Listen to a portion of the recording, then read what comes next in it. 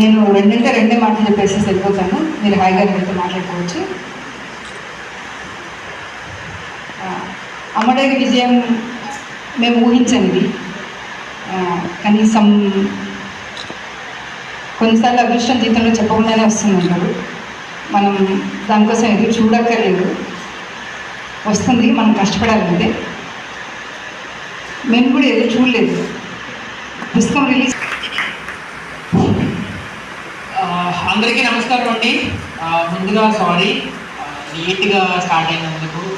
ఒకటి technical reasons శ్వేత చెప్పినట్టు, రెండు అయితే ఇండియన్ పంక్చువాలిటీ అనుకుంటా. నాకు 10:30 ఈవెంట్ అంటే 10కి వచ్చేసిన కూర్చున్నాను, ప్యానిక్ అయిపోతాను అనమాట.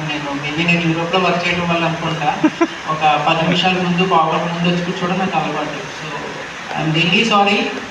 అండ్ ఇంత టైం చేసుకుని ఈ బుక్ కోసం ఎదురు చూస్తూ వచ్చినందుకు చాలా చాలా ధన్యవాదాలు. ముందు నేను మాట్లాడవలసింది అమ్మడేరిలో కొన్ని పేజీల పుస్తకానికి మీరు ఇచ్చిన ప్రేమ గురించి. చాలా వేదికల మీద నేను మాట్లాడినా సరే తరగదు అభిమానం. నిజంగా రైటర్ అవ్వాలని స్టార్ట్ చేసిన ప్రయాణం అయితే కాదు, సరదాగా ఒక కథ చెప్పాలనిపించింది. ఒక కథ చెప్పడం మొదలుపెట్టిన తర్వాత ఆగాను కదా, అలా చెప్పుకుంటూ వెళ్తున్నాను. సో ఆ మొదటి కథ అయిపోయిన తర్వాత దాదాపు ఒక 7-8 నెలలు చిన్న చిన్న షార్ట్ స్టోరీస్ రాస్తున్న టైంలోనే నాకు ధీర సమీరే గంగా తీరే ఆలోచన వచ్చింది. శ్వేత చెప్పినట్టు, మా బ్రదర్ యూజువల్గా అన్నట్టు నేను చాలా పెద్ద పెద్ద టైటిల్స్ పెడతా ఉంటాను.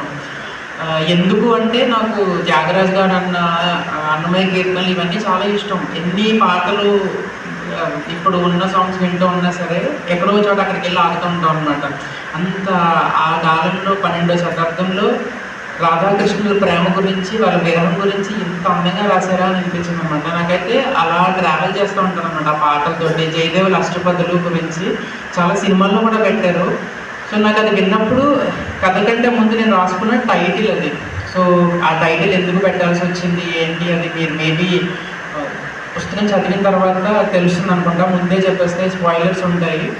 సో ఈ పుస్తకం గురించి ఇంకా మాట్లాడాలంటే అసలు ఫస్ట్ అమ్మని రిలీజ్ చేపిద్దాం అనుకున్నాను అమ్మతోటి. అయితే తను అన్నారు, వచ్చారు ఇవాళ, తను అన్నారు అనమాట, లాస్ట్ టైం బుక్ రిలీజ్కి నేను వెలగలేవు,